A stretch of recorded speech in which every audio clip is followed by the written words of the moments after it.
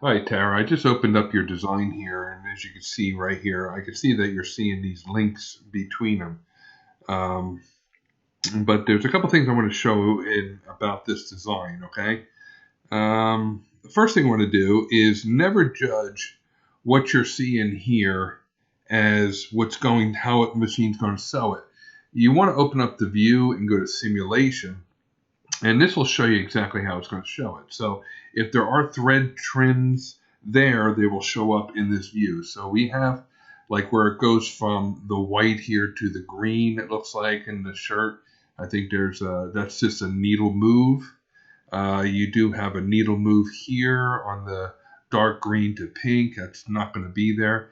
You do have a thread thing here that's jumping, but that's no big deal. But you want to look in here. When you go to File and you go to your print formats,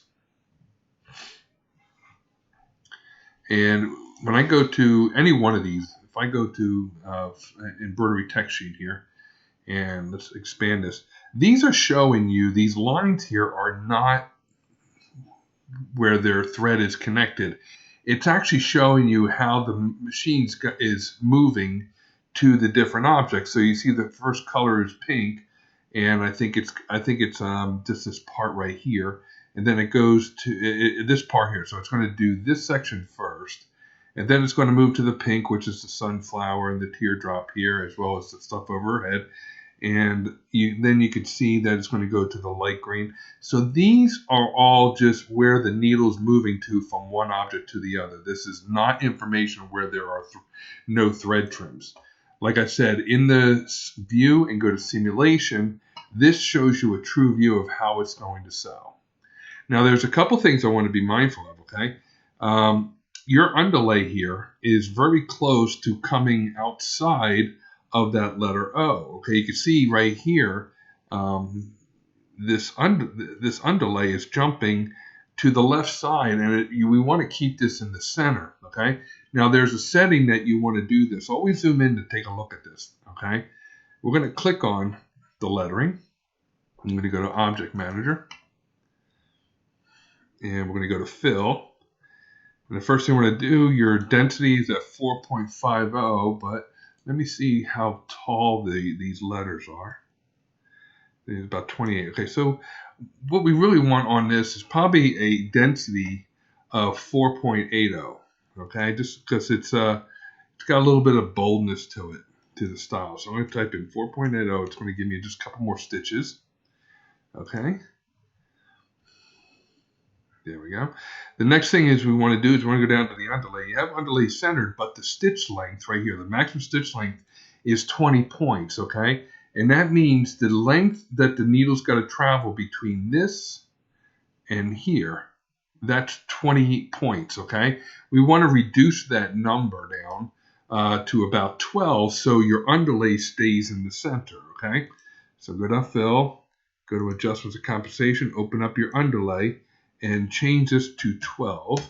And when I hit apply, you'll see that the underlay will start to take a more centered track there, okay? Now there is another setting we want to do, and let me just turn on full here. You're not on full. Oh, you are. Is under path, okay? So that's underlay. We're going to go to under path here, and it also has a stitch length here. We want to also change to 12. Hit OK, hit apply. And now you can see my underlay is now staying centered. We can probably go down to a 10 and get it to track a little bit more centered. There we go. And then we'll go down to underpath and do the same thing for there. I don't ever go below 10. Okay, that's just too narrow of a stitch point. The next thing, you always have to add pole compensation, okay? This border that you see on each side of that H and on each side of the O is not what sews, but it's a visual for how much pole compensation or how much we're forcing these stitches out beyond the border, okay? So when it sinks into the fabric, it looks as thick as what we're seeing on screen, okay? There's always a pulling into these stitches. And when this sews out, these are going to be really thin if you don't add pole compensation. So depending on the style of the lettering, this is very You got some thin attributes to this N, to the E, because they're tapered style lettering. You want to actually adjust you want to add pole compensation. You always want to add a proportional type. Proportional means the value or percentage. I kick the thread out to the left. It's also going to do the same thing to the right. It's proportional. And the value is the percentage, okay? So on this, I would probably bump this out 20%. Hit OK. And there we go. So now we're bumping those stitches out wider, so when they sink into the fabric or pull into the fabric, the stitches being wider will actually be thicker or wider on top of the garment instead of pulling in, okay? And you might want to sew this out sample. You might have to go to 25 based upon the material you're sewing. A more plusher material would require a thicker or higher value on the pull compensation, okay? That'll just make it look a lot better, okay?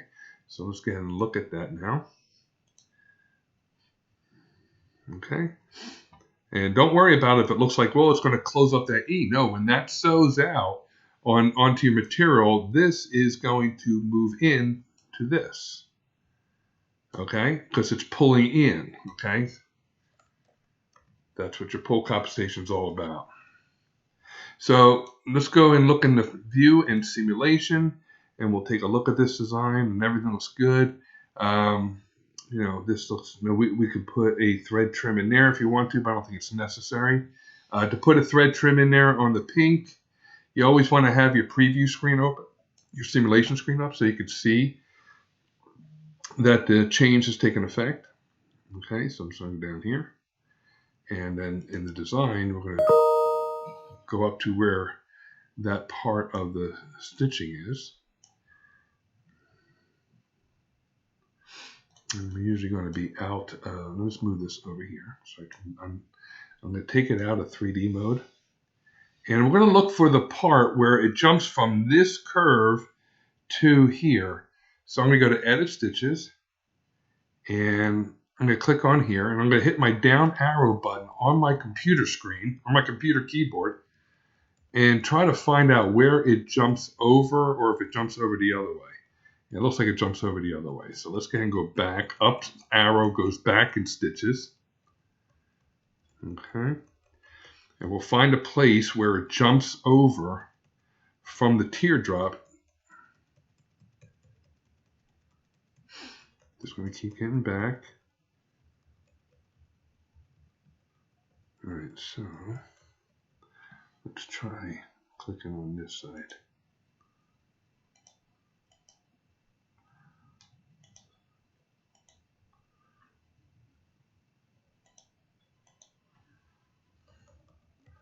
I'm hitting my down arrow button now to go forward in stitches. I'm going to try to find out where it jumps over.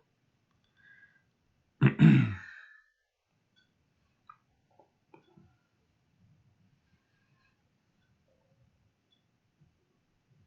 might not even do the teardrop. It might be doing the flower petals. Where we'll go through this. Let's see at what point it jumps over. Okay, so might take a little bit of fishing. Let's see if it's on here. I'm going to go back in stitches, see where it goes. I'm using the up arrow button on my keypad.